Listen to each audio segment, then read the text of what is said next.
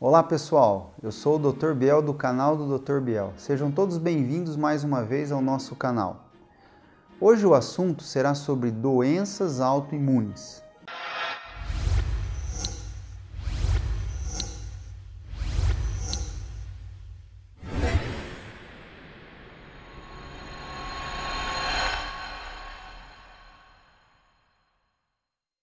As doenças autoimunes são doenças onde o nosso sistema imunológico agride o nosso próprio corpo.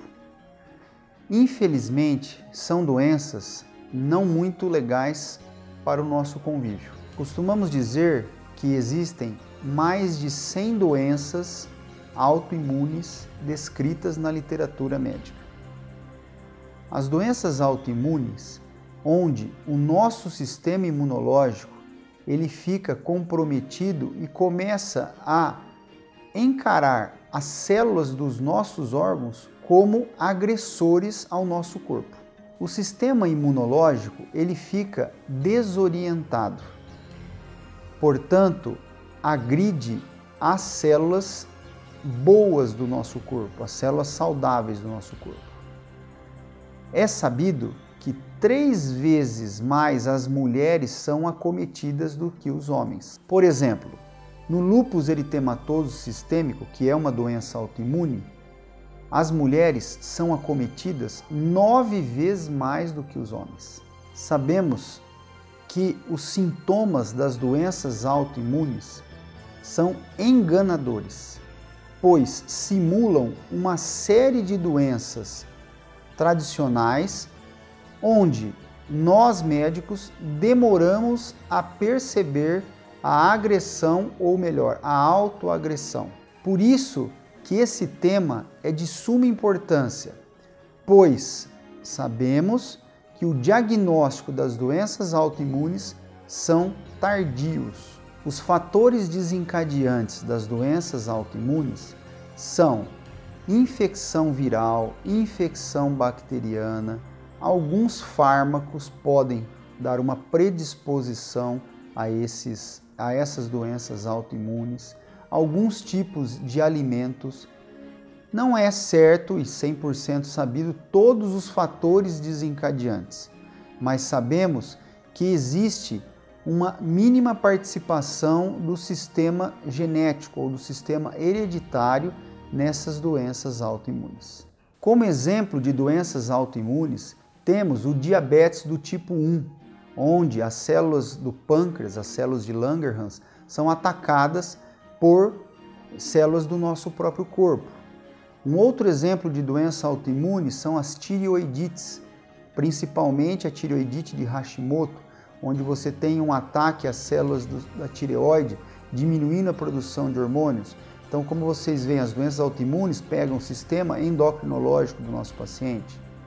Outros exemplos, a artrite reumatoide, pessoas que têm dores crônicas nos ossos, podem ter um ataque nas articulações dos seus próprios anticorpos de defesa. Outras doenças autoimunes, por exemplo, dermatites autoimunes, as buloses, que são as chamadas aí pela população de fogo selvagem. Enfim, temos vários órgãos acometidos, doenças desmielinizantes da parte dos nervos, doenças neurológicas, doenças do sistema nefrológico, por exemplo, as glomerulonefrites. Então, nós temos vários órgãos acometidos, os nossos olhos podem ser acometidos por doenças autoimunes, as episclerites, enfim, inúmeras doenças autoimunes cursam no meio desse mar de doenças que tratamos em todos os pacientes. Então, o motivo principal desse vídeo é alertar e conhecer um pouquinho sobre as doenças autoimunes. Então, vou dar algumas dicas de como pensar em doença autoimune. Se você tem febre por mais de 3 semanas, onde você já tomou anti-inflamatório, antibiótico e não se acha causa da febre, temos que pensar em doença autoimune. Se você tem edema, inchaço pelo corpo de causas desconhecidas, também. Olhos secos, boca seca, pensar em doença autoimune. Casos de pleurite, pericardite, onde às vezes o especialista não consegue fechar um diagnóstico causal dessas inflamações, né? Dores articulares com interrupção do movimento abrupta, temos que pensar nesse tipo de patologia.